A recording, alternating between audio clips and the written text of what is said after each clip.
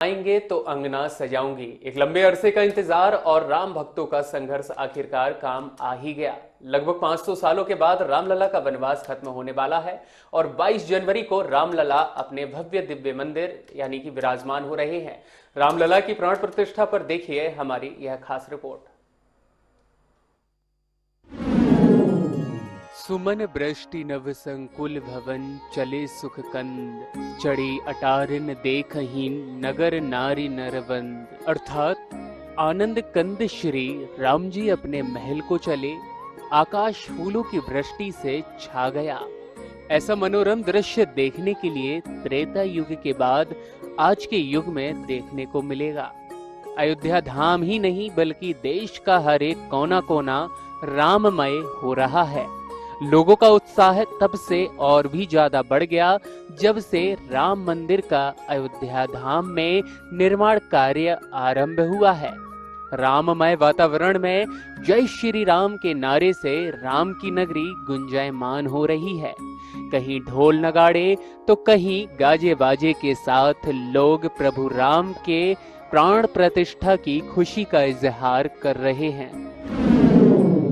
अयोध्या में एक खुशी अनोखी छाई, राम के आने पर नगरी खूब सजाई।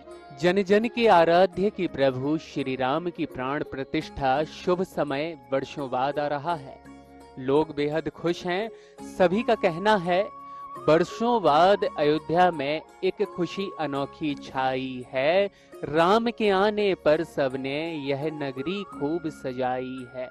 हर्षित हैं सब राम मिलन की घड़ी निराली आई है। मारुति नंदन संग विराजे निरख रहे रघुराई है। राम मंदिर अयोध्या में राम जन्मभूमि के स्थान पर बनाया जा रहा है। बता दें यह एक हिंदू मंदिर है जहां मान्यताओं के अनुसार हिंदू धर्म के भगवान विष्णु के अवतार भगवान श्री राम का जन्म स्थान है। मंदिर निर्माण की पर्यवेक्षण श्री राम जन्मभूमि तीर्थ क्षेत्र कर रहा है। 5 अगस्त 2020 को भारत के प्रधानमंत्री नरेंद्र मोदी द्वारा भूमि पूजन अनुष्ठान किया और शुरू हुआ श्री राम के भव्य मंदिर का निर्माण।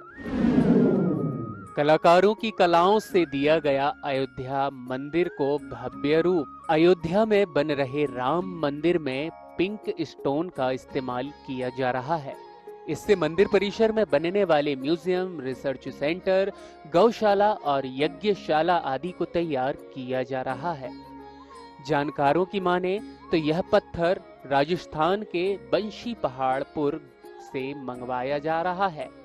मंदिर से जुड़े सूत्रों का कहना है कि बंशी पहाड़पुर से 4 लाख क्यूबिक फीट स्टोन मंगाया गया है।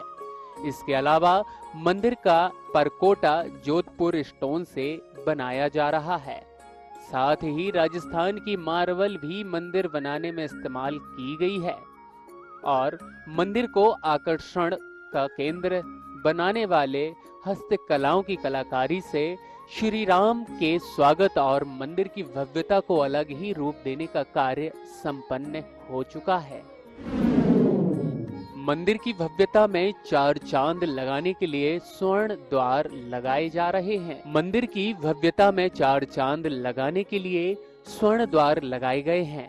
भगवान राम के प्राण प्रतिष्ठा को लेकर अयोध्या को पत्थरों की नक्काशी से, फूल मालाओं से, लाइटों की जगमगाहट से अलौकिक नजारों को खूब सजाया और संवारा जा रहा है। भगवान राम अपने नगर अयोध्या धाम में भव्य महल में 22 जनवरी 2024 दिन सोमवार को विराजमान होंगे। भगवान राम की नगरी को त्रेता की अयोध्या की भांति सजाया जा रहा है। तस्वीरों में आप देख सकते हैं कि तैयारी किस तरह से की जा रही है। बताते चलें, भगवान राम की नगरी को त्रेता की अयोध्या की भांति सजाया जा रहा है। इस अवसर को इतिहास से लेकर भविष्य में याद रखने के लिए सभी अपना अपना विशेष पद की गरिमा के साथ कार्य कर रहे हैं। ऐसे में उत्तर प्रदेश के मुख्यमंत्री योगी आदित्यनाथ लगातार अयोध्या को विश्व के मानचित्र पर स्थापित करने का प्रयास भी कर रहे हैं। भगवान रामलला का भव्य मंदिर आकार अंतिम रूप ले रहा है। देश दुनिया के लिए खास बनने जा रहा 22 जनवरी 2024 का यह दिन अपने आप में इतिहास रचेगा, जिसका हर एक श्रद्धालु को बेसब्री से इंतजार है। मंदिर का निर्माण पूर्णतया भारतीय परंपरानुसार व स्वदेशी तकनीक से संपन्न हो रहा है। साथ ही मंदिर की भव्यता के लिए क्या कुछ विशेष है, चलिए आपको बताते हैं। राम मंदिर परंपरागत नागर शैली में बनाया जा रहा है।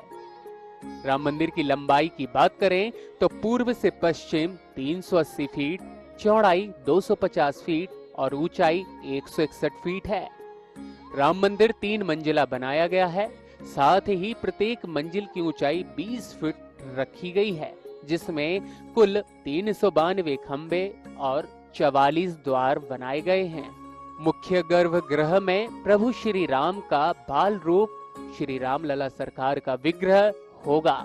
वहीं इसके पहले तल पर श्री राम का दरबार होगा। इसके अलावा मंदिर में 5 मंडप होंगे। नृत्य मंडप, रंग मंडप, सभा मंडप, प्रार्थना मंडप व कीर्तन मंडप को भी व्यवस्थित ढंग से बनाया गया है।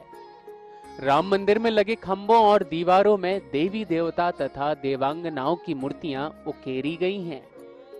मंदिर में पूर्व दिशा से प्रवेश करने पर 32 सीढ़ियां चढ़कर सिंह द्वार है।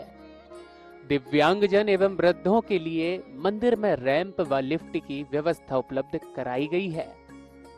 मंदिर के चारों ओर आयताकार पारकोटा यानी कि बड़ी बड़ी दीवारें हैं, जिनकी चारों दिशाओं में कुल लंबाई 732 मीटर, साथ ही चौड़ाई 14 फीट होगी।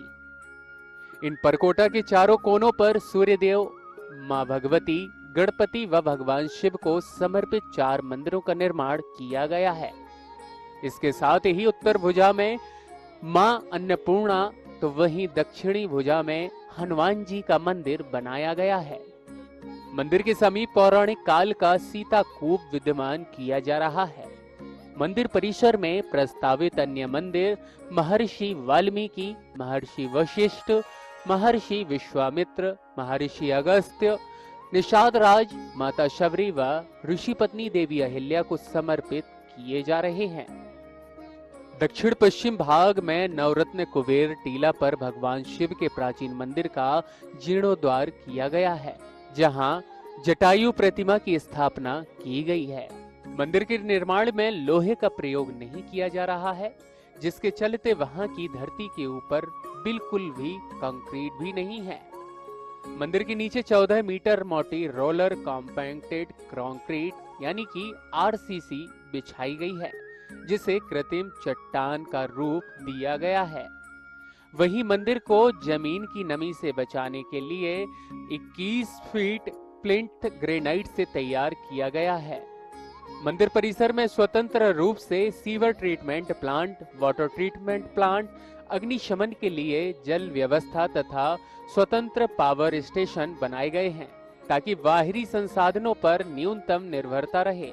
राम मंदिर में 25,000 तक की क्षमता वाले एक दर्शनार्थी सुविधा केंद्र का निर्माण हो रहा है, जहां दर्शनार्थियों का सामान रखने के लिए लॉकर व चिकित्सा की सुविधा उपलब्ध रहेगी। मंदिर परिसर में स्नानागार, शौचालय, वॉश बेसिन, ओपन टैप्स के आदि की भी सुविधा दी गई है।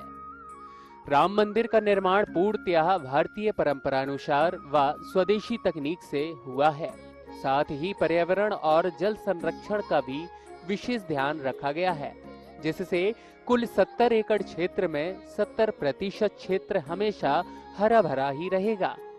इस जानकारी के माध्यम से आप समझ जाएंगे और समझ भी गए होंगे कि आखिर व्यवस्थाओं के बीच इस मंदिर को अलग रूप देने का कार्य किस तरह किया गया है। श्रद्धालुओं की श्रद्धा अयोध्या धाम मंदिर में विराजमान होने जा रहे श्री राम लला से बढ़ रही है।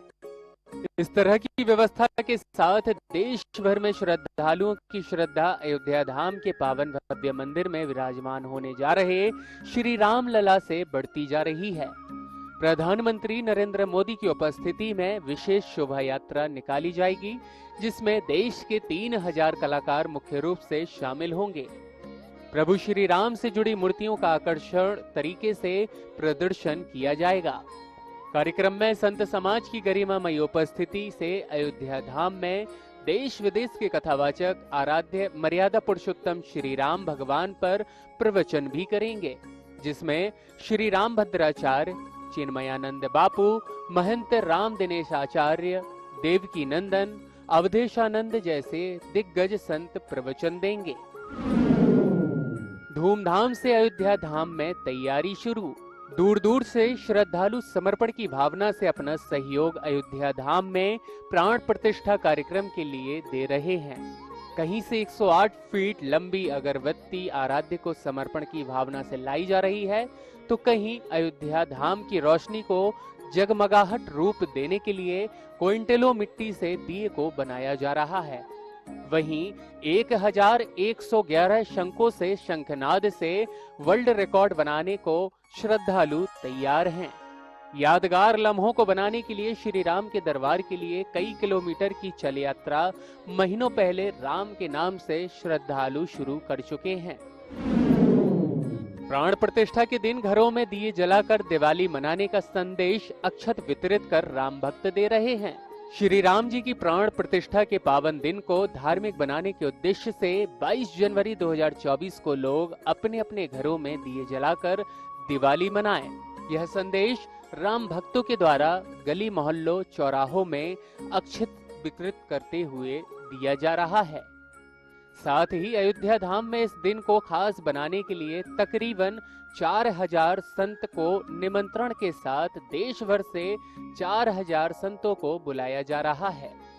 श्री राम जन्मभूमि तीर्थ क्षेत्र ट्रस्ट के पदाधिकारी ने ओमकारेश्वर के महामंडलेश्वर स्वामी विवेकानंद पुरी, साथ ही तीर्थ नगरी के संत मंगलदास महाराज, नर्मदानंद महाराज सहित मालवा प्रांत से 11 संतों को प्राण प्रतिष्ठा समारोह में शामिल होने का निमंत्रण भेजा है। महामंडलेश्वर स्वामी विवेकानंद पुरी उत्तर प्रदेश के मुख्यमंत्री योगी आदित्यनाथ के आध्यात्मिक प्रतिनिधि भी हैं। इसके साथ ही जाने माने देश के कई संत समाज के लोगों को आमंत्रित किया गया है। इसके साथ ही राजनीतिक दल के पदाधिकारी भी शामिल हैं। राम नाम का अर्थ ही है जो अपनी भक्ति में सभी को रमा दे। राम नाम का अर्थ ही है जो अपनी भक्ति से सभी को रमा देता है। प्राण प्रतिष्ठा का दिन बड़ा ही खास है, और हो भी क्यों ना, 500 से अधिक वर्षों का इंतजार जो खत्म होकर शुभ दिन आया है।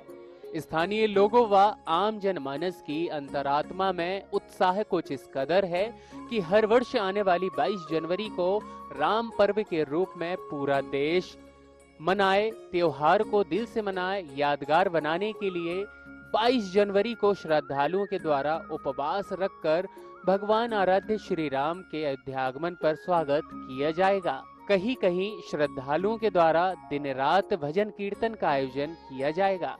इसी उम्मीद और अपने अनुभवों के माध्यम से हृदय में जागृत हो रही अनुभूतियों को टीवी 100 के साथ लोगों ने साझा किया। 22 तारीख की लोग जो है बहुत उत्साहित है। पूरे देश ने, पूरी दुनिया के तमाम देश भी चाहते हैं कि यदि दुनिया में सुख शांति प्रगति का कोई रास्ता होगा तो राम की संस्कृति से होकर के गुजरेगा।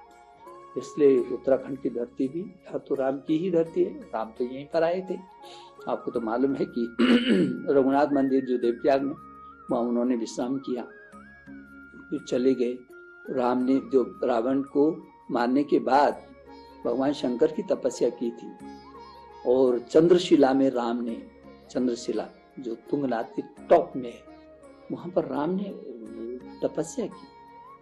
तो भगवान राम को के तो अभिन्न संबंध रहे हैं। उत्तराखंड के लोग उनको पूरी दुनिया ही मानती है, तो इसलिए उत्तराखंड में भी बहुत ज्यादा उत्साह है। 550 साल पुराना हमारा ये मैटर, अब किसने किया क्या नहीं किया वो सारी दुनिया जानती है इस बात को।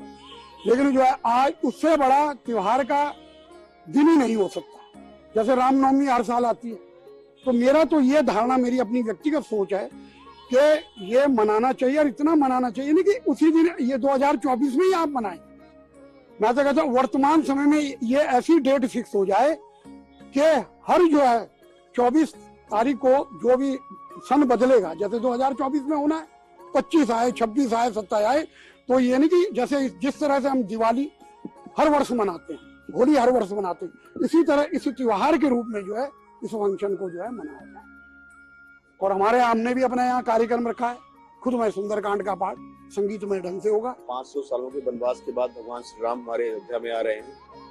हम बिल्कुल प्रतीक्षा कर रहे हैं 22 तारीख का। उस दिन हम लोग उपवास करेंगे, पूरे दिन रात हम लोग कीर्तन करेंगे अपने अपने घरों में, अपने अपने मंदिरों में।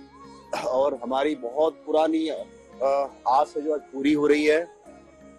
ठीक है, मतलब ये समझिए कि हम बहुत लकी हैं कि इस समय इस धरती पे हैं जहाँ भगवान राम जी का मंदिर बन रहा है और 22 तारीख को प्राण प्रतिष्ठा हो रही है।